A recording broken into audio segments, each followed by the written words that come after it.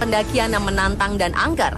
Hingga terakhir, untuk mencapai puncaknya saja, Anda dapat melalui beberapa jalur, yaitu jalur Bambangan, Guci, Dukuh Liwung, dan Batu Raden. Berdasarkan cerita yang ada, asal mula nama Selamat diambil dari bahasa Jawa yang artinya selamat. Nama ini diberikan karena sejak dahulu Gunung Selamat belum menunjukkan eksistensi ledakannya yang memberikan mara bahaya bagi warga sekitar. Meskipun tercatat sebanyak 2 kali mengalami letusan, yang pertama pada tahun 1999 dan yang kedua pada 2014 lalu. Dan berikut 7 mitos tentang Gunung Selamat tersebut.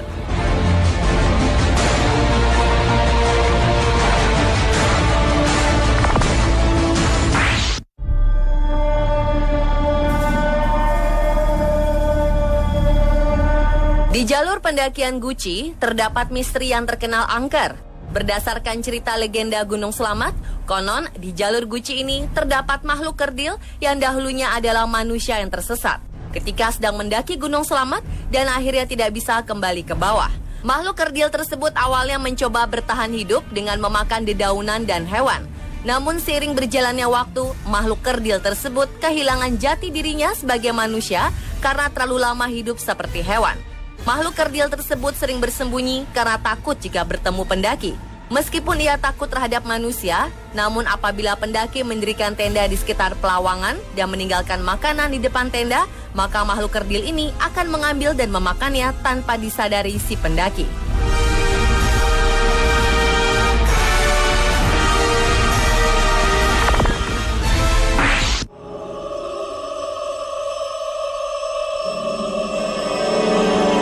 Kita mendaki Gunung Selamat dari jalur Bambangan, yakni jalur pendakian yang merupakan jalur paling pendek dibandingkan dengan jalur pendakian lain, maka kita akan melewati sebuah tempat yang sangat sakral dan terkenal mistis. Hal tersebut dikarenakan adanya 2 pohon besar yang berjejer di jalur pendakian Bambangan, sehingga seperti membentuk sebuah pintu masuk, yang dikaitkan dengan pintu masuk menuju kerajaan gaib Gunung Selamat. Di jalur pendakian Bambangan juga akan ditemui sebuah pos yang dinamakan Pos Samarantu, yang disebut-sebut sebagai tempat paling angker di jalur Bambangan. Nama Samarantu sendiri berasal dari 2 buah kata, yaitu samar dan hantu, yang berarti hantu yang tidak terlihat. Menurut cerita para pendaki, sebaiknya jangan mendirikan tenda di tempat ini karena konon banyak pendaki yang diganggu oleh makhluk gaib saat bermalam di daerah Samarantu tersebut.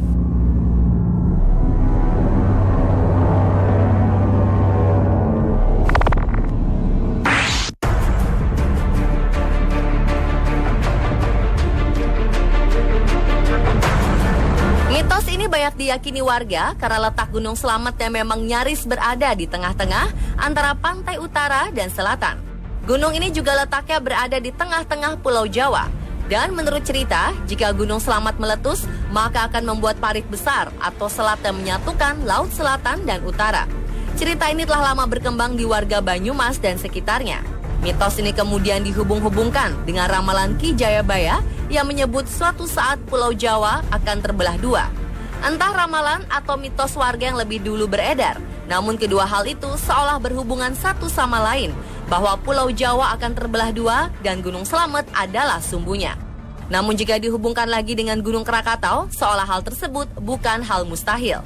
Gunung Krakatau yang terletak di Selat Sunda dan pada tanggal 27 Agustus 1883 silam meletus dahsyat dan mengakibatkan terciptanya awan panas dan gelombang tsunami yang menyebabkan sekitar 36.000 jiwa tewas. Para peneliti juga menyebut jauh sebelum letusan tahun 1883, Krakatau pernah meletus hebat dan membuat Pulau Jawa dan Sumatera terpisah.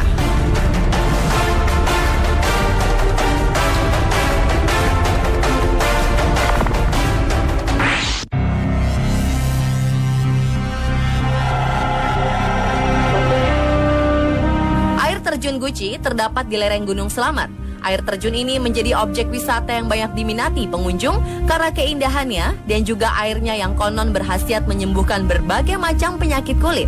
Namun menurut mitos yang beredar di masyarakat, konon di balik air terjun Guci terdapat kediaman siluman naga bernama Naga Cerek.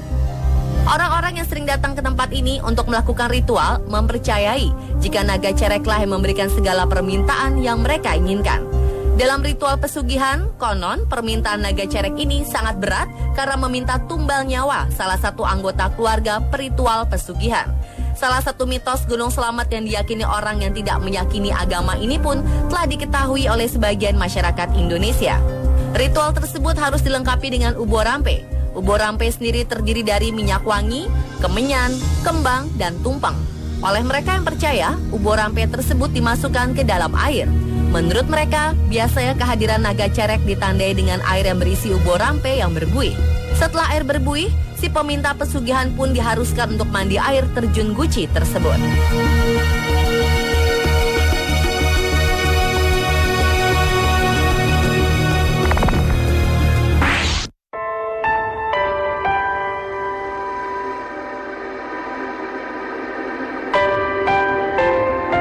Misteri Gunung Slamet lainnya adalah pada puncak tertingginya. Puncak tersebut bernama Puncak Surono. Menurut cerita yang beredar di masyarakat, dahulu ada seorang pendaki bernama Surono. Pendaki tersebut meninggal di puncak Gunung Slamet karena terpeleset ke jurang. Untuk menghormatinya, kemudian nama pendaki tersebut dijadikan nama puncak tertinggi di Gunung Slamet. Dan hingga kini, orang-orang menyebutnya dengan Puncak Surono.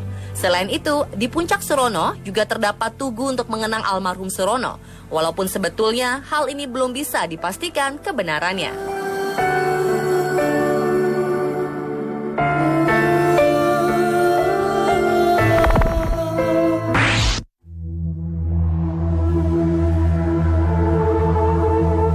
Mitos berikutnya adalah Satrio Wirang. Dalam ramalan Jayabaya dikatakan setiap Gunung Slamet bergemuruh, Satrio Wirang akan muncul.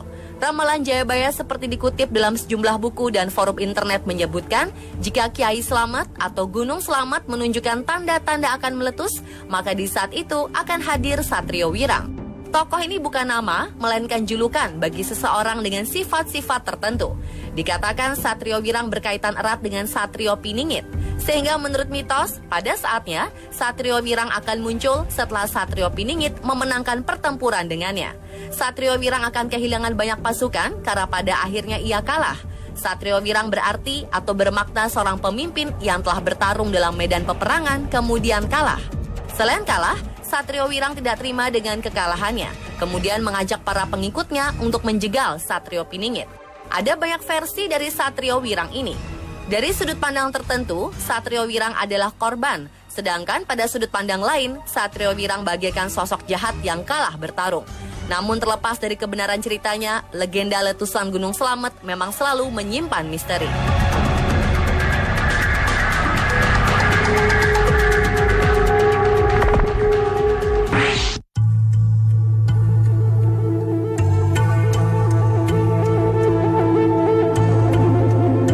Berikutnya, usai terjadi erupsi kecil di Gunung Slamet, muncul fenomena awan membentuk Romo Bebek. Selain dipercaya warga sekitar sebagai penguasa Gunung Slamet, Romo Bebek, sebutan yang sering dilontarkan oleh warga sekitar adalah asuhan dari Kiai Slamet atau Gunung Slamet. Kiai Slamet konon diangkat sebagai pengawal sang penguasa Laut Pantai Selatan Ratu Kidul. Kiai Slamet diserahi tugas oleh Ratu Kidul untuk mengasuh dua gunung di dekatnya, yaitu Gunung Sindoro dan Gunung Sumbing. Kemunculan Romo Bebek ini pun diyakini sebagai simbol perbuatan untuk angon, saling mengasuh sesama warga, atau dalam artian luas, yaitu menuntun atau mengarahkan kepada hal yang baik. Sehingga muncul penampakan awan Romo Bebek sebagai nasihat agar saling mengasuh, mengasah, dan mengasihi.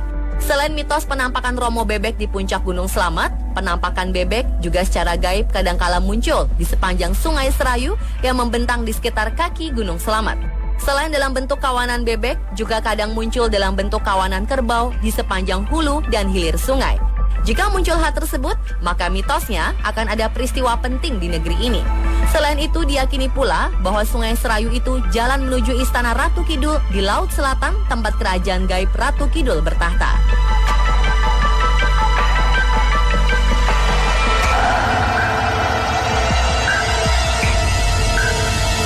Dan pemirsa, itulah 7 mitos tentang Gunung Slamet versi On The Spot.